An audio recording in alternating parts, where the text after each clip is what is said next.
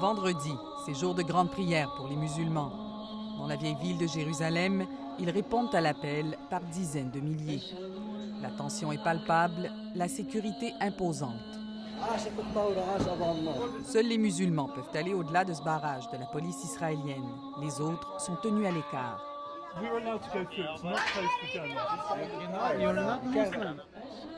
Au bout de cette rue étroite et encombrée, le lieu qui pour plusieurs est au cœur du renouveau de violence en Israël.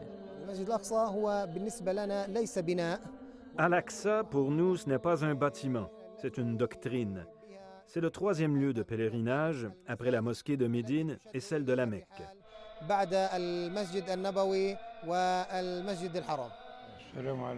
Les musulmans l'appellent le noble sanctuaire. On y retrouve le dôme du rocher et la mosquée d'Al-Aqsa. Un sanctuaire qui prend parfois des allures de champ de bataille. La raison de ces émeutes et ces affrontements, la lutte pour l'accès au site et le droit d'y prier. Les extrémistes cherchent à changer la réalité historique et religieuse à l'intérieur de la mosquée d'Al-Aqsa. On ne permet pas aux non-musulmans de prier à l'intérieur de la mosquée parce que ça a été écrit dans le Coran il y a 1500 ans. L'imam Omar Kiswani dirige le site religieux pour le compte de l'Office des biens musulmans qui relève de la Jordanie.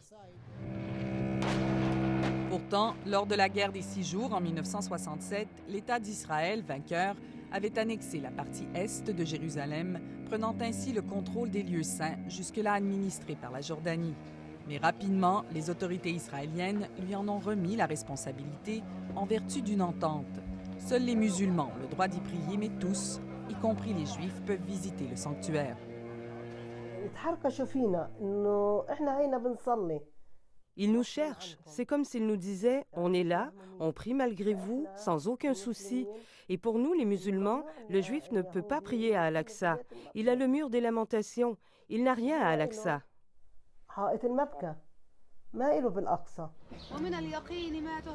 Khadija fait partie d'un groupe de femmes palestiniennes qui s'est donné pour mission de défendre le droit exclusif des musulmans à la prière ici. Tous les jours, elles y viennent pour échanger, suivre des cours, mais surtout s'assurer qu'aucun juif n'y prie. Cette interdiction de prier représente une injustice pour un nombre encore marginal mais grandissant de fondamentalistes juifs qui défient le règlement. Par petits groupes comme celui-ci, généralement accompagnés de policiers israéliens, ils viennent se recueillir sur ce qu'eux appellent le mont du Temple, provoquant la colère des musulmans. Le mont du Temple est la parcelle de terre la plus importante pour les Juifs du monde entier. C'est un endroit sacré pour nous d'abord et avant tout. Ils empiètent, ils nous l'ont volé. Ils n'ont aucun droit, ici c'est à nous. Alors ils n'ont aucun droit légal ici. Shalom Pollack, New-Yorkais d'origine, a immigré en Israël il y a plus de 30 ans. Il organise parfois des visites sur le mont du Temple. S'il y prie, dit-il, il le fait discrètement, en silence, contrairement à un de ses héros, le rabbin Yehuda Glick. L'activiste est une figure de proue d'un mouvement qui réclame le droit à la prière ici. Il ne cache pas non plus son désir d'y voir un nouveau temple juif, le 3e, érigé sur l'esplanade des mosquées. Un militantisme messianique qui a failli lui coûter la vie le 29 octobre dernier. Il a été atteint de 4 balles tirées à bout portant par un Palestinien. Il a survécu et entend poursuivre son combat. C'est scandaleux. C'est le seul endroit au monde où on interdit aux Juifs de prier. Si ça se produisait dans n'importe quel autre pays, ça ferait un tollé. Les Shalom Pollack et Yehuda Glick d'Israël ne sont qu'une minorité chez les Juifs pratiquants. La vaste majorité des rabbins d'Israël croient justifier, pour des raisons religieuses, d'interdire la prière sur le mont du Temple jusqu'à la venue du Messie. Ce n'est pas d'hier que les lieux saints de Jérusalem attisent les passions.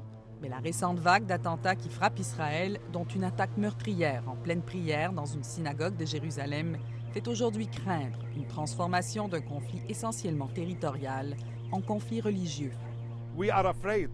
Zakaria Al-Kak, un expert palestinien des questions de sécurité, y voit un dangereux point tournant.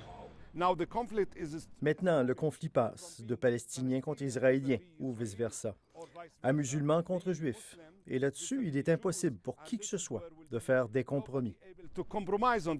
L'historien Zev Sternel n'est pas d'accord.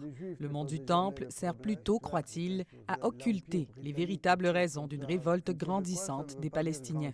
Tout cela est le produit d'un problème essentiel, c'est que le gouvernement israélien actuel n'a aucune intention de résoudre le problème palestinien. Il n'a aucune intention de mettre en marche la solution de 2 États.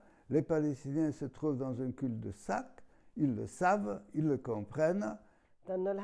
Assise chez elle à quelques mètres de l'entrée du noble sanctuaire, Khadija et sa fille Marwa lui donneraient peut-être raison sur ce dernier point. Elle ne croit plus tellement à un État palestinien. D'accord, on sait que c'est une occupation. Alors pourquoi maintenant faire la guerre à notre religion? Là, non, c'est assez. On a gardé le silence sur beaucoup de choses, mais on ne peut se taire sur notre religion.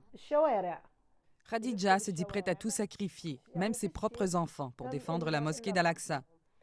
Et si c'était un de ses fils qui mourrait en attaquant des Israéliens? Ce serait un grand honneur si mon fils réclame le martyre. Ce serait un honneur pour nous deux et pour le peuple palestinien.